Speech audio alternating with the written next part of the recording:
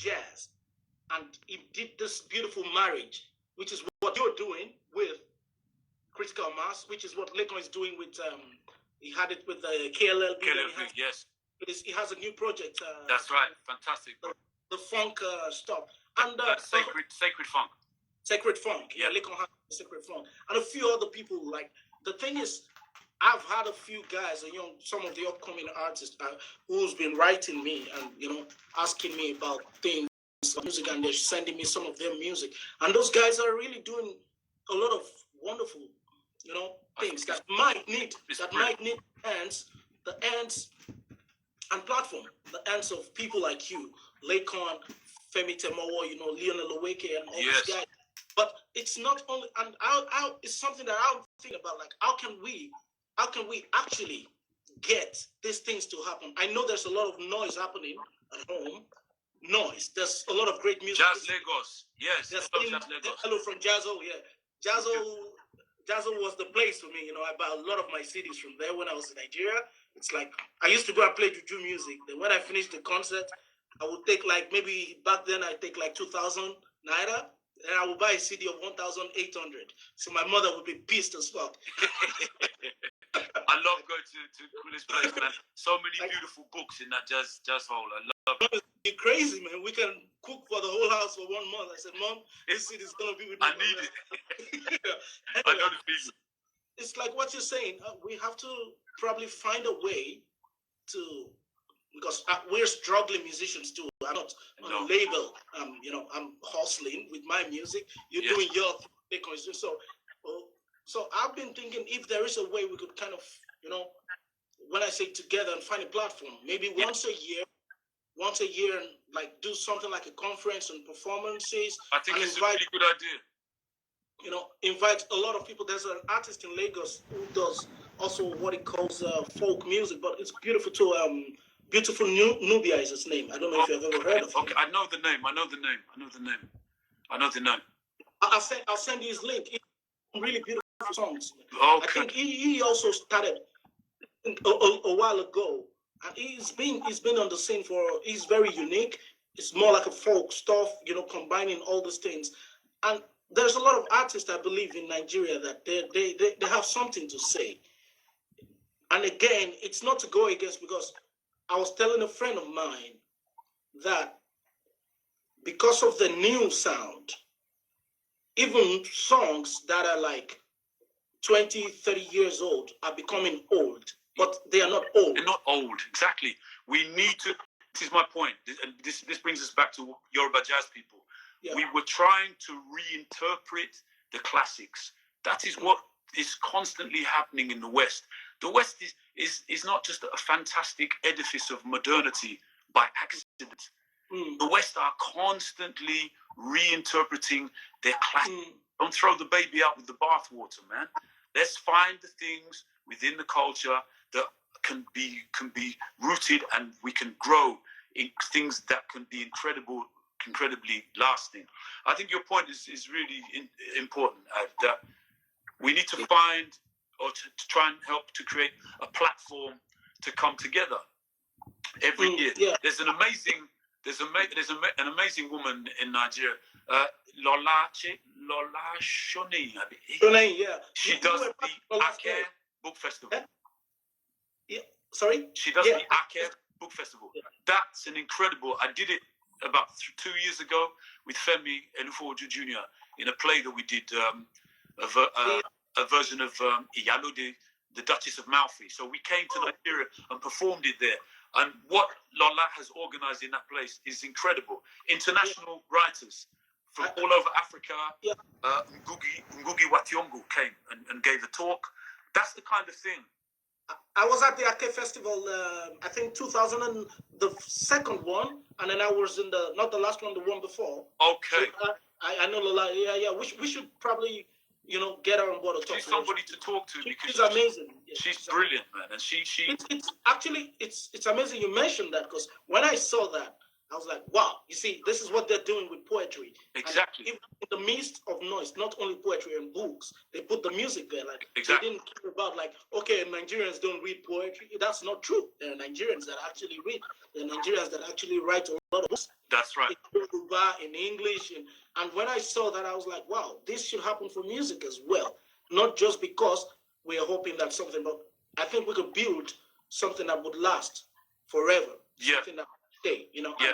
No, I think it's a great idea and a wonderful challenge that I wholeheartedly accept. Well, I mean, God will help us out. Yeah. So going back to I mean, I don't know how much time you have. It's okay. We've got a bit of time. Okay. All right. So going back to the music of can you tell us some of the artists that you've worked with, for instance? Well, yeah, we know. I know you've worked with a lot of people. We know about Ronnie Jordan. I'd recorded on the David Bowie album called Heathen. I've done work with a little bit of work with Damon Albarn. Ayor, a Nigerian artist based in Germany. I did a wonderful tour. The one in Germany. Yeah, she's amazing. I worked with a lot of different, quite diverse really. I worked with a Belgian artist called Axel Red, which was quite an interesting, very poppy, but it was interesting. I learned a lot about kind of using electronics and triggers and stuff like that. Nice. So yeah, it's good to diversify the musical experiences. I mean, at the moment, I'm doing a lot of work in theatre, and I'm really enjoying it because it's combining all of the things that I'm interested in. Yeah. Theatre has that classic foundation in terms of the classics, Shakespeare, the Greek classics. I was a classic student, so I mean, I love it. You're in Greece. I love Greek classics, man. And it's through the Greek classics that I was able to make my way home, you see, to our people. So at the moment, I'm really enjoying the theatre because it's enabling me to compose and perform. Yeah. Sorry, there's Alex on tour. Yes, Alex. How are you, bro? There is Ifinoke from Japan. Yeah. And then it is lots of books.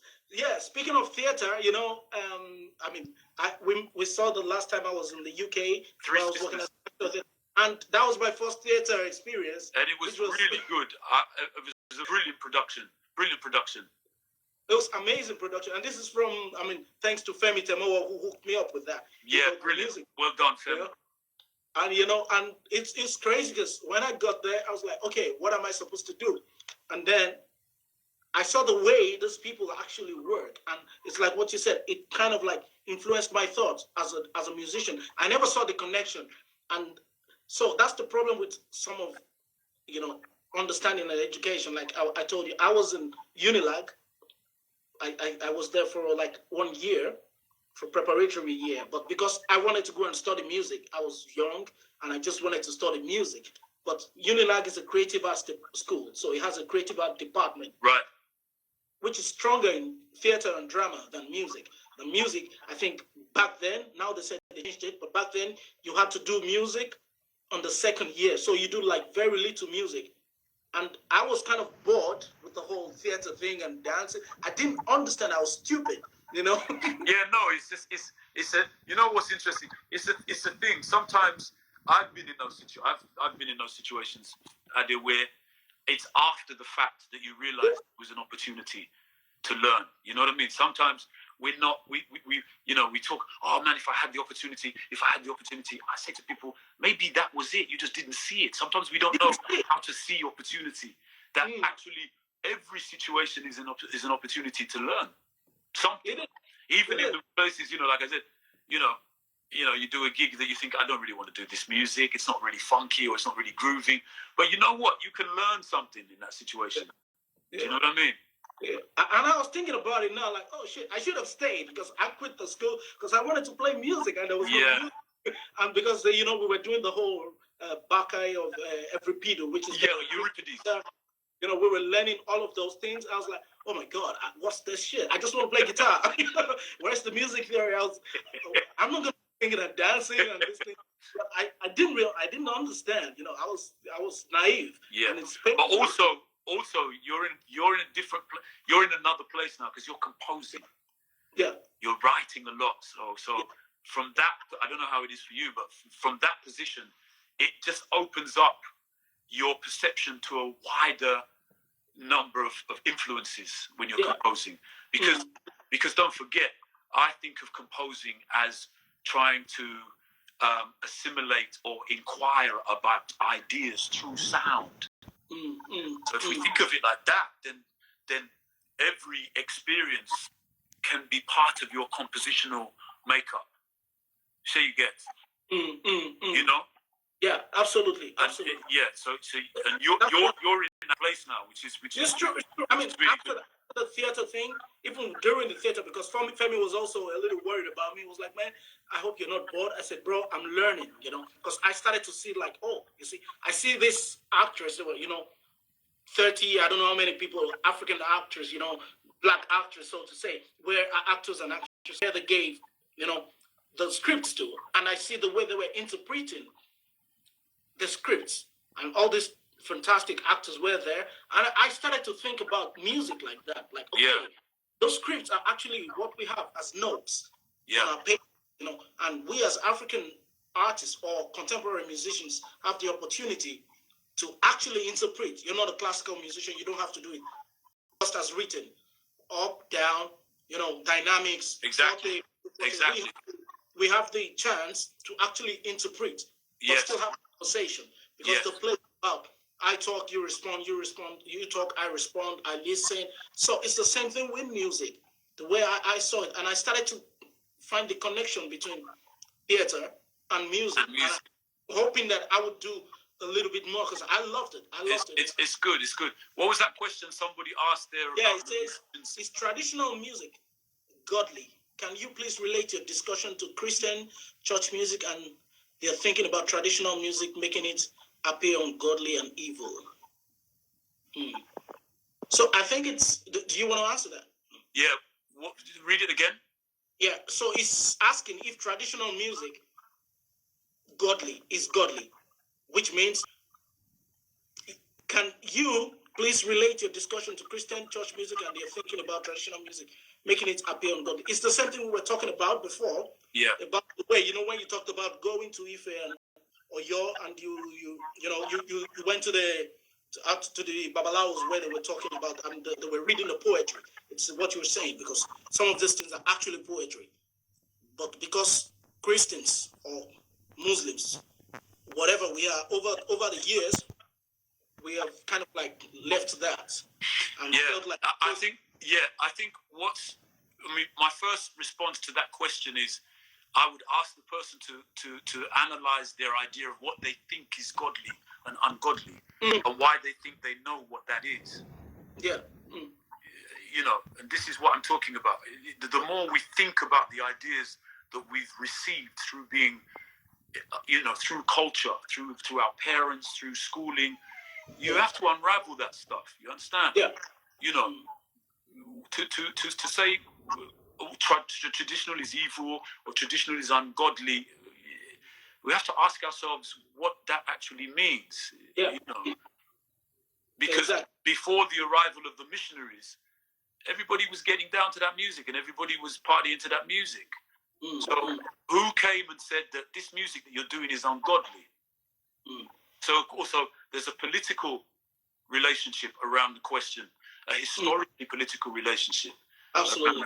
See, so that's how I would respond to that question. Actually, I would respond with the question that what's your understanding of the idea of godly and ungodly, and where does he or she think they've got that understanding from? So slim fitted, you heard that. You have to ask the question yourself: what is ungodly and what is godly? First, so if they can answer that question, what makes it godly? Because somebody sings about God doesn't mean he's actually godly. Exactly. Exactly. So, for example, in harmony, there's a certain harmonic chord that in the church they used to call it the devil's note. Whereas, what are you talking about? That chord's quite a funky chord when you use it in the right way. So it depends on what your belief is. You see, it depends what's in your head. Yeah, I remember the story where I went to a music store, a record store in Lagos. Not a record store, a music store in Lagos. And there was this guy who's from a church. I don't want to mention the church, because I don't want to bring them down. And I was telling them, oh, do you have some books on jazz? And the guy was looking at me really funny. And I was probably 18 or 19 then. And it was like, hey, so it wanted to start a conversation. So I'm like, yeah, how can I help you? He says, yeah, you shouldn't listen to that music. So I was like, sorry? Why? I said, yeah, because it's devil's music. I said, what the hell are you talking about? What do you mean? And I was young, but I knew what to tell him. I'm like, what are you talking about, man? What is God's music? You see? And the whole thing, there's no devil music. Man. This is it. And this is what, you see, it's bringing us back again. It's great. It's bringing us to a nice circle all the time. That, again, what is it we're thinking about? How are we thinking about it? How are we really deeply enabling the next generation, the younger generation, to think for themselves? I don't put ideas on my daughters. I've allowed my daughters to work out what kind of spiritual journey they want to go on, work out what kind of spiritual, energetic space they wish to move into. All I have done is try to give them the facility to think very clearly about that, so that when they make their decision, the decision is theirs as much as possible. And I think that's what's really important as we go forward. Not just in different cultures, but for the world. Pandemic is forcing us to think differently. Absolutely. People are complaining here that they've had enough of the lockdown. They want to get out. My in-law was telling me in America they're writing because they've had enough. They want to get out on the street. It's like, what are you doing? There's a pandemic. That's going to put the whole of the people at risk. Yeah. You know what I mean? Yeah, absolutely. Someone was saying something here. Larry Bass said, yeah, man. I mean, I missed that. I should have stayed longer. I stayed for a year in Unilag. He's saying it's a good experience studying music in Unilag because you get to learn that traditional aspect from theater and visual into the composition. Lots of things to learn from the creative arts. Yeah, absolutely. I kind of missed that. How can we export African music to the world without using any Western elements, like infusing jazz chords or notes in our African music? Meaning, is it possible for African music to thrive without fusion? That's a beautiful question. You want to answer that? Yeah, no, it's a lovely question, and I agree with it. Tradition is an open-ended concept. Tradition is not a fixed thing. Tradition is an open, fluid, ever-changing thing. So, I totally hear. It's like we discussed it earlier. We cannot help but be influenced by what we produce as a species around the world. A boy from Japan can play bata, Afro-Cuban bata, better than me. That's how much it's influenced him. Batok was influenced by Africa, so there you go. A young Ghanaian student that I met in SOAS is going to South Korea. She speaks South Korean more fluently than some people speak Korean. Influence has no color and no boundary. Once you're influenced by something, you're influenced by something. I love that song from Fela, Umio, Lota. I love that. Water has no enemy. You can think about that on a lot of levels. Yeah. That once there's space, water can flow. And once the water flows, you become the water now. Adam, Kusheye, Kusheku. It's neither bat nor bird. Yeah.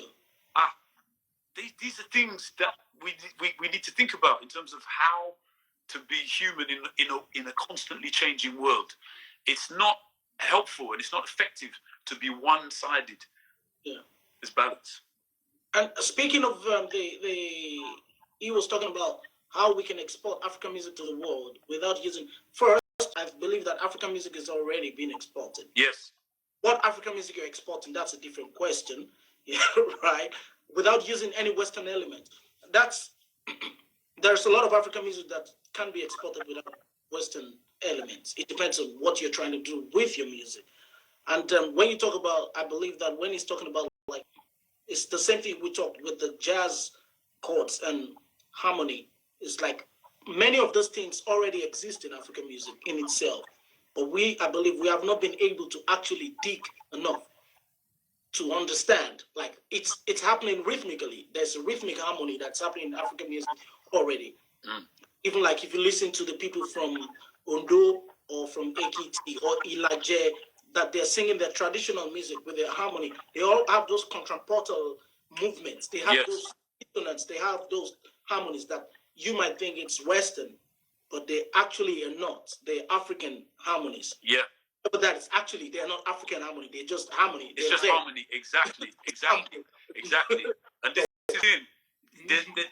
There's this kind of presumption with a lot of people that things happen in their set spaces. Yeah. There isn't this idea that there can be ideas can come up in multiple places. It doesn't mean that one idea belongs to one person. Yeah.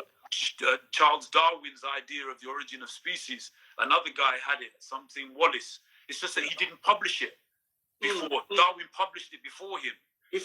But he had the idea. So do you know what I mean? In the end, so it means there is no Western harmony. It's just harmony. Yeah, it's just harmony. And then, of course, let's ask the question, well, what's harmony? Always ask the question of ourselves, what is the harmony that I'm talking about? What is it, this African that I'm talking about? What do I actually mean by African?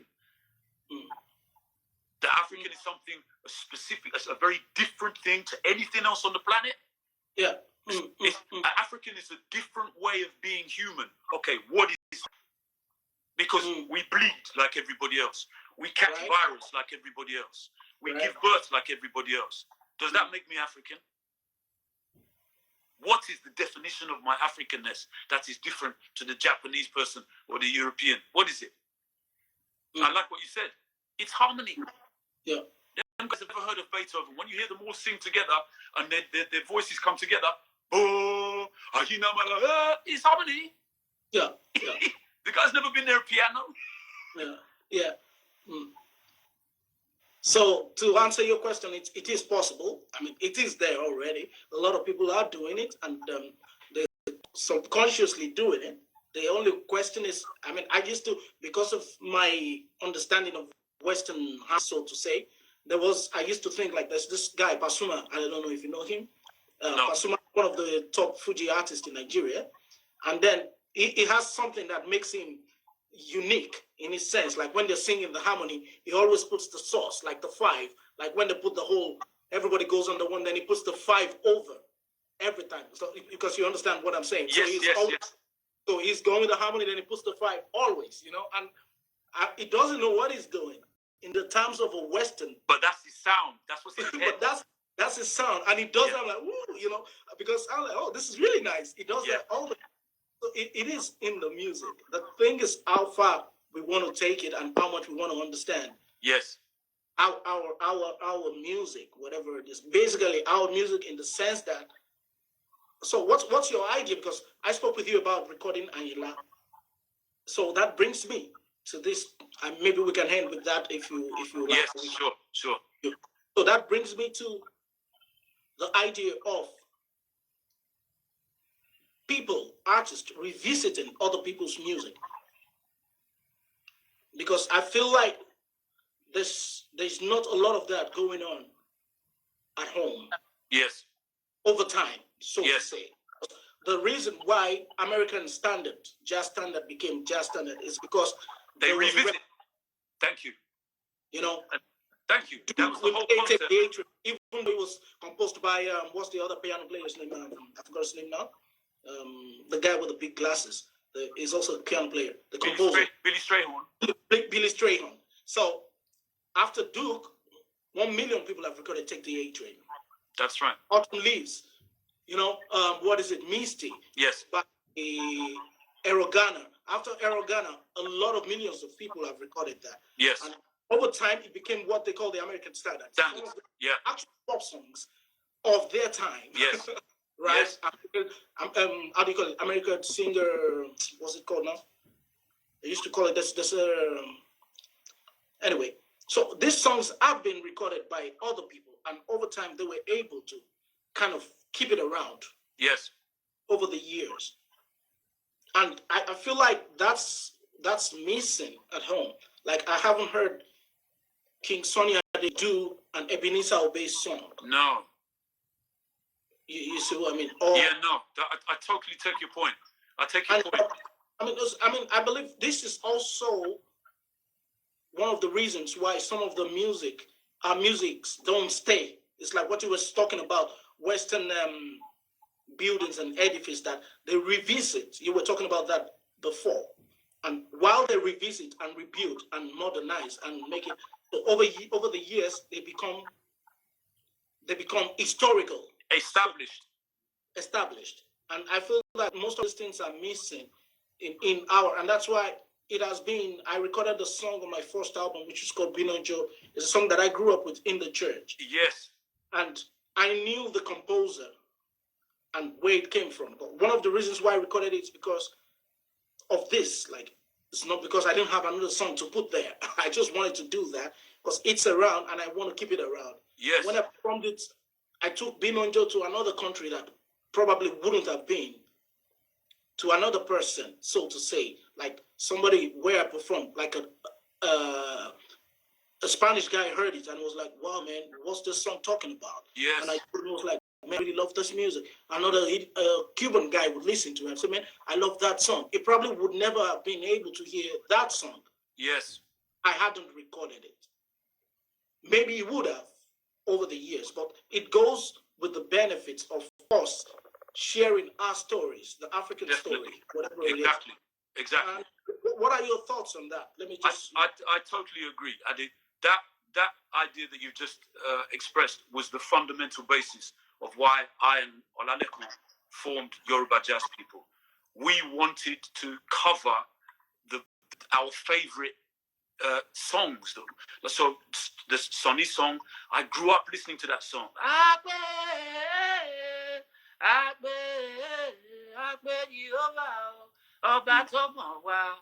love that song. I listened to that song since I was 3 years old. You know, that's the song that I used to see my mom dancing to. So it has a deep emotional resonance for me. And to add to what you're saying is that our lack of the desire to reinterpret each other's work is a shame, because it's through that we can get to create the foundations to elevate the work, the music, the writing, the plays, the films, everything. That's why we did it. We did Sonny, we did Colintin, we did Haruno. We also wanted to speak about the music in that time, that early 90s. This is where we were musically for ourselves in terms of our musical development. That's where we were. My only regret is that we didn't record. But now we're talking about it. I think it's going to be something to try and do this year, and actually record YJP, even trying to get some of the guys back. We just do it. I mean, it was an incredible, yeah. I mean, one of the artists now that I absolutely adore, and he's a huge influence on me, is Lokwa Kanza. You know Lokwa. Yeah. And even people, my friends in France, if you've not listened to Lokwa Kanza, go on Spotify, go online, and listen to his catalogue. Lokwa Kanza, I'll tell you a story about Lokwa. I met Lokwa Kanza at a club called the Town and Country Club in Kentish Town in London, and we just finished touring with Ronnie Jordan, and we were opening for Baba Manu Dibango. And Lokwa was playing with Manu Dibango. And I was backstage. I used to go and find somewhere to warm up before the show just to get my hands in condition. So I'd go and find a flight box and just... This guy, Lokwa, just came up behind me. And I was a bit nervous. Why is this guy staring at me? Anyway, in the end, he just said to me, "Guy, I really like you. Listen, I want you to come to Paris and come and record with me." I was stunned. I said, "What do you mean come and record with me? You've never seen me play. How can you ask me to come and record with you?" But he said, "No, I've seen enough of you." He hadn't seen me play. He was only watching me practice. So he paid for a ticket for me to come to Paris to record on his first album. I arrived in the studio. Lokwa left me in the studio. He said, "Sola, I have to go somewhere." I said, where are you going? Come back. You need to be here so that I can... He said, no. You just do your thing. One, nobody had ever done that to me before. Wow. Had left me in the studio with their music. Wow. Because he trusts you, yeah. By the time he came back, we'd recorded. I was nervous as hell. The engineer played everything that I'd done, and look what I said. C'est belle, Sola, merci beaucoup. I mean, I couldn't believe. I said, "Are you sure?" He said, "C'est parfait." Oh. Now we went on that evening to record 2 pieces together. A piece called "Land of Love" and another piece. Wicked piece. But the point I'm trying to make is that Lokwa was the first musician, African musician, I'll use that term because we know what we're talking about, he was a songster. His songs were amazing, just guitar and voice. Mm-hmm. And in Lokwa, I heard everything about the future of our music. I heard it in Lokwa. It encapsulated in the most simple way, guitar and voice. The harmony changes, the rhythm was in his harmony, the rhythm was in his melodic phrasing, the tonality was in his phrasing. Africa, in terms of its particularity towards rhythm, this is what, if you say to me, okay, what's your version of Africa? I say, we have a particular relationship to rhythm that is second to none. I don't hear it anywhere else in the world. And then we hear the different versions of that. But Lokwa was able to encapsulate that just in guitar and the voice. You know what I mean? So that through that simple position, his music was telling me what to play. All I had to do was listen, which takes me back to what we said at the beginning, is that let me hear your song. If your song is good, I will play 1, 2 things. That is it. Look, Makaza I mean, you know who I'm talking about. And again, I say, anywhere in the world, people in France, his voice, in Africa, guitar, if you're in Zaire, Congo, Kinshasa, I know you know about Lokwa. He's the guy. There was that was something I learned from Lokwa, and it's exactly what you're saying. It's the simplicity and instrumentation. The instrumentation. It could have that. It could have just the guitar and voice and kalimba and really mild percussion, and I'm like, whoa, what's this? But it's the hardest thing to do. It is. He's an incredible artist, man. I mean, he's one of my favorites as well. So, guys, you have to check out Lokwa Kanza. Check out Lokwa, I beg you. Yemi is asking me, Binonjo, love that song from Sola. Who's the composer? Binonjo is actually composed by Segun Ogabi, but it was written for the church in Olajuwon, Tejo Parish, which was performed. So I'm guessing, I don't want to misquote anybody. It was performed with the Olajuwon choir, which was called the Celestial Angels, and he had Baba Bone on the voice and trumpet. And the album is amazing. They did some incredible songs in there. And this was like, I think in the 70s, if I'm right, or 80s. I don't know when the album came out, or it's a while ago. So, fantastic. But I got to meet Segun Ogabi, who is also like an unsung hero, and he's one of my heroes as well. He's a fantastic singer, songwriter, composer. He doesn't sing; he writes music. Beautiful. I mean, I'm hoping that you guys get to meet each other sometime. He's got an archive full of, and he decided to leave Lagos. He moved to Abeokuta in the source, so he's sitting there, Okay. He's cooking. Yeah, he's one of my favorite. So, Binonjo is written by them, by Segun Ogabi and Baba Bone. Idowu Abone was a trumpet player, singer. They recorded this album back then. It's Tosin Aribisala. You know Tosin, right? You were talking about Tosin, drummer. Tosin, bad boy. Tosin, how now?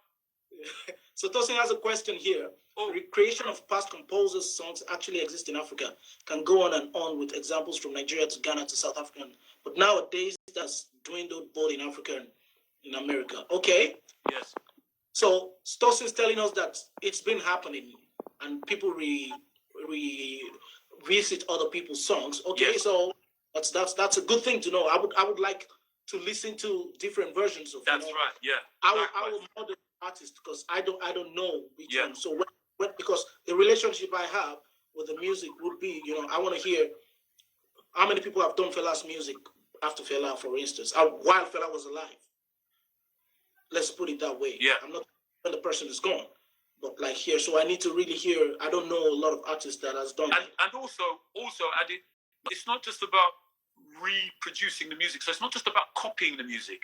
It's about trying to find a way to bring something new to the music for your generation. Yeah. What we were doing with YJP is that music was us, Lecon, Carl, Orfo, and everybody. That was where we were. We were all doing big gigs, Jamaica, big artists, and this was us coming together and saying, okay, we're bringing this music into what we're doing. Do you know what I mean? Hello?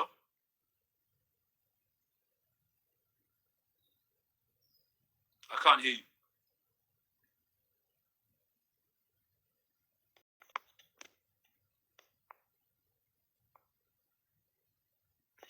I can't hear you. Can you hear me?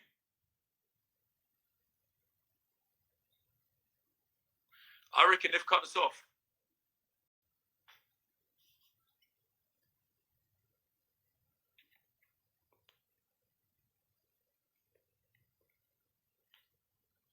No, boy.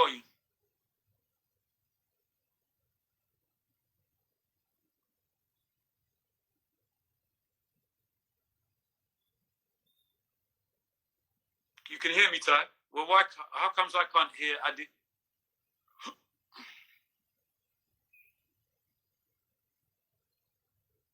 My brother can't hear you as well.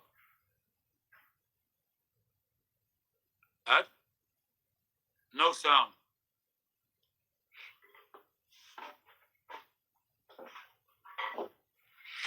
I reckon Instagram are fed up with us, Ad.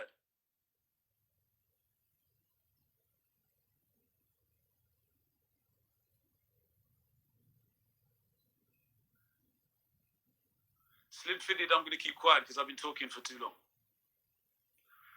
Deji got to log off and come back. Maria, you can hear me. Okay.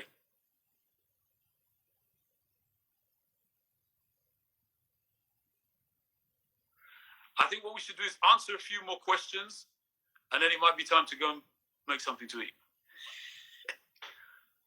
Sing a song or play something. Sing a song or play something.